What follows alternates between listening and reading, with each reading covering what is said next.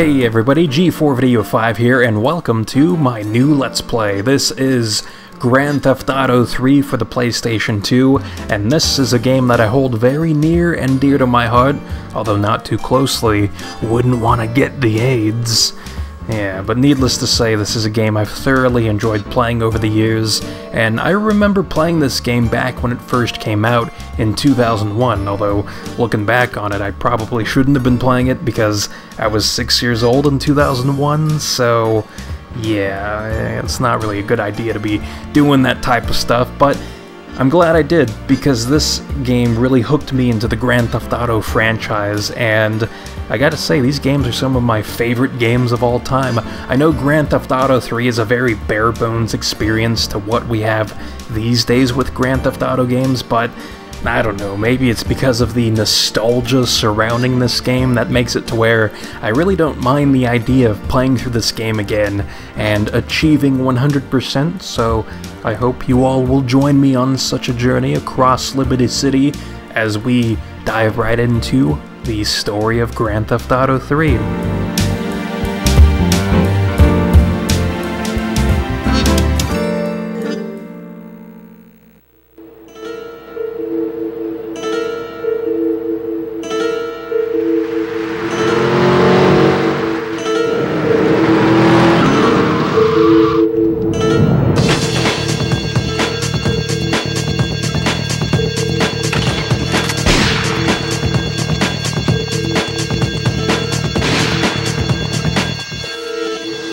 Sorry, babe. I'm an ambitious girl. You're just small time.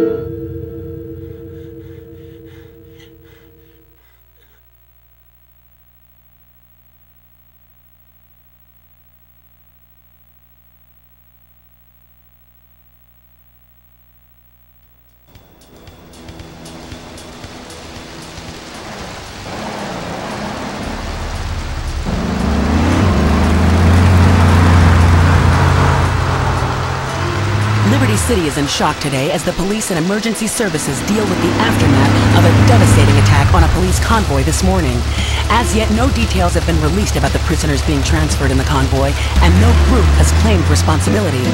The convoy left police headquarters early this morning for a routine transfer of felons to Liberty Penitentiary. The attack took place on the Callahan Bridge, leaving few witnesses and the bridge itself severely damaged. Some of the convicts are thought to have perished in the explosion that followed the initial attack. Revelations as to the professionalism of the attack struck police hours afterward, when identification of the missing felons were further hampered by an attack by computer hackers on police headquarters databases. With the Porter Tunnel project falling behind schedule, this disaster leaves Portland isolated from the rest of the city.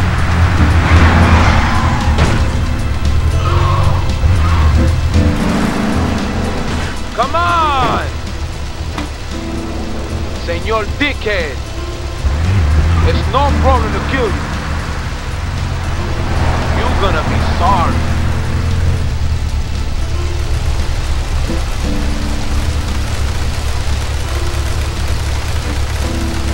Aye, get lost.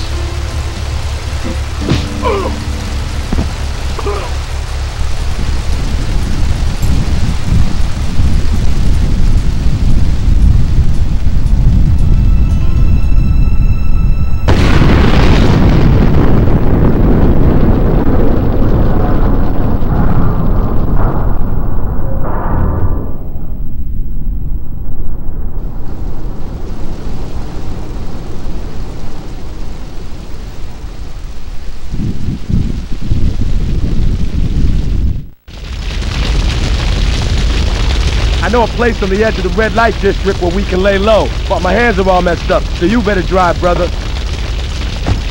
So I'm not gonna lie, as a kid, I genuinely thought that 8-Ball, when he said brother to Claude, who was the person we're playing as, literally meant that Claude and 8-Ball are related.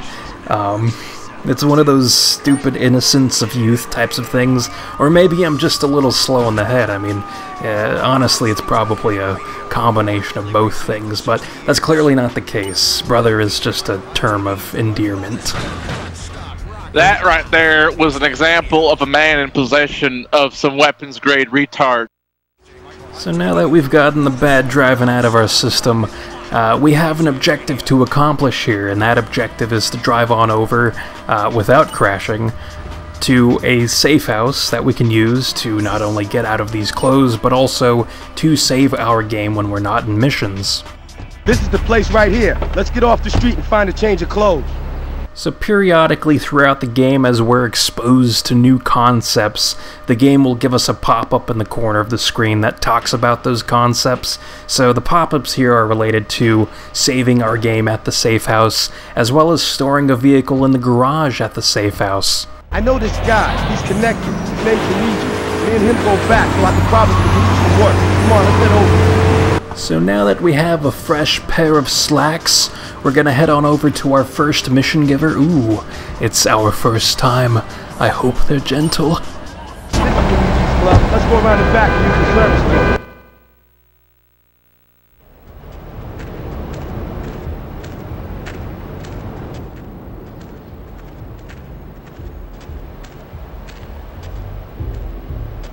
Wait here, man, while I go in and talk to Luigi.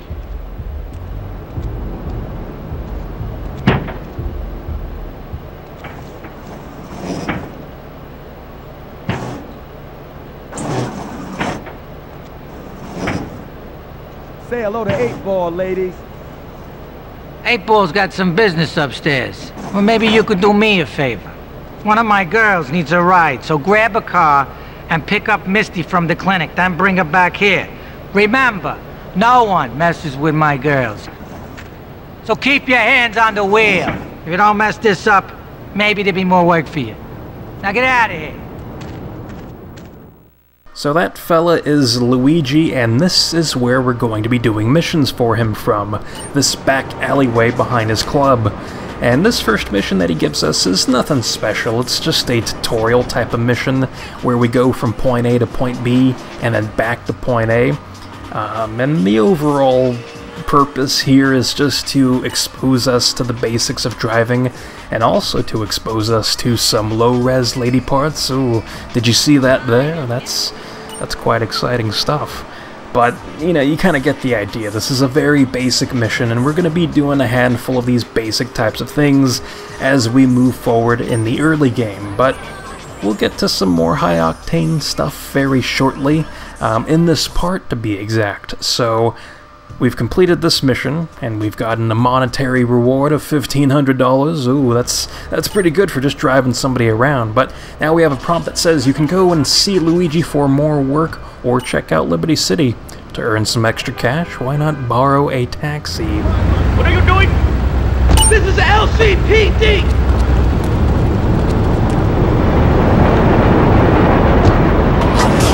Your ass is mine!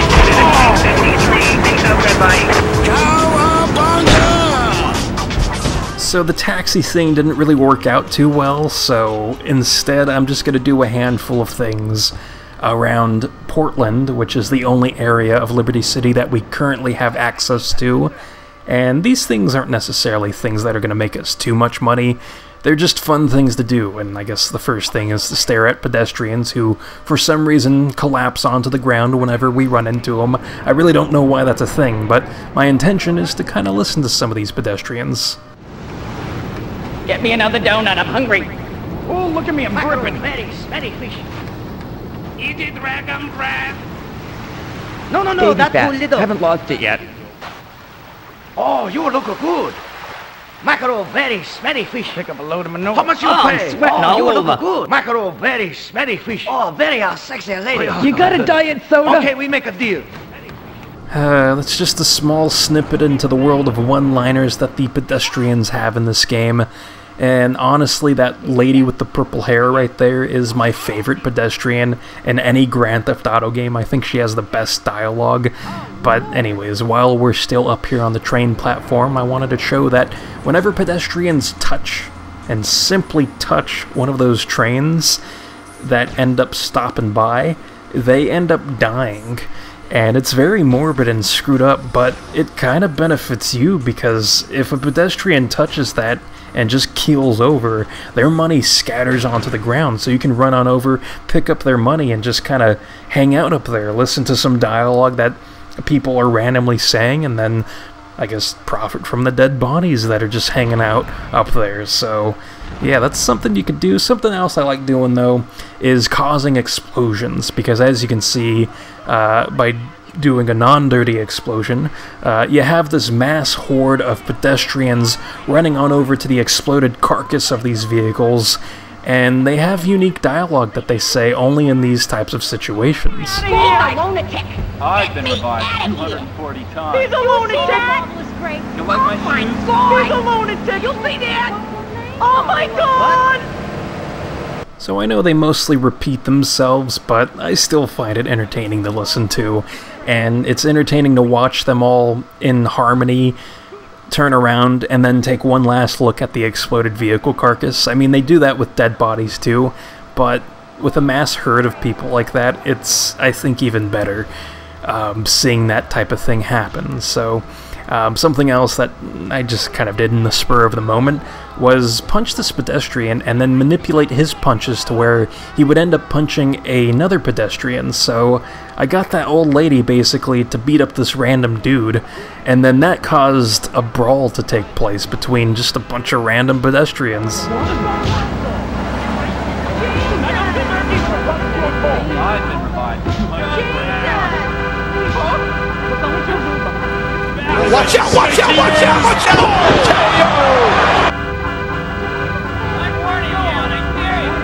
So even though it appears that all is lost for those poor civilians caught up in that mass brawl, with the power of handy J's, paramedics can revive pedestrians that are in an accessible location. And also paramedics can apparently scare away older women like that. I don't know what that was about, but either way, pedestrians have it quite nice in that way. But pedestrians don't have it nice in that I have my own punching experiments I like conducting. So we had that guy punch a Mafia gang member because that Mafia gang member was openly wielding a pistol. So we can see that if people like that who are holding weapons get attacked, they will fight back using that weapon. So I don't think it was necessarily a bad experiment, because the paramedics were right there to revive that guy, and that guy got revived and then ran away safely, so it's like nothing happened, right? Just a couple bullets got lost in the mix, but I think all is well up there in St. Mark's where all that type of stuff happens. So we're going to move back to the red light district for this final activity, in which we have some fine ladies of the night who are going to conduct a reverse Oreo with us. So we're taking these prostitutes on over to a secluded location, and you can see that we're losing money at the moment because these women are in our vehicle, but we're also gaining health. And no, it doesn't make a difference if you have more than one prostitute in your vehicle. It just so happened that I was able to get more than one prostitute in my vehicle, so it creates double the fun for me, but for my wallet, it's basically 2 for the price of 1. But the main benefit here is that your health increases by doing this, so you can not only recover health, but if you have max health, which is 100, you can go beyond that max limit by getting 125 health. So that's pretty nice, and that concludes our adventure here today. For some reason, only one of the prostitutes got out of the vehicle. The other one's just kind of hanging around, which is fine, I guess. I mean, I was going to end the part here, but the other one seems a bit lost, just kind of wandering in that corner. So I don't know what that's about. And is she walking back now? I think she is. Oh, it's kind of weird looking, because it's like this low-res model. It's almost like Bigfoot walking towards us, because it's really undefined and creepy in a way. Okay, no, that's much better there. You can see the textures come back, and I guess we're going in for round 2. Yeah, the money's decreasing, so yeah, we're going in for round 2. It's like a wild stallion trying to be tamed. Yeah, so this is what it looks like. I mean, I wasn't planning on showing this, but this is what it looks like from the outside of the vehicle. You can see that the simulation is just that the car shakes very erotically, or erratically, and yeah, you don't get any more health once you hit that cap, but you do lose more money. And this time she's walking towards, she's walking towards inside of the safe house. So that's how we're going to end this part. In the next part, we'll be doing Luigi's missions, so until then, I'll see you next time. There ain't no gentleman, that one.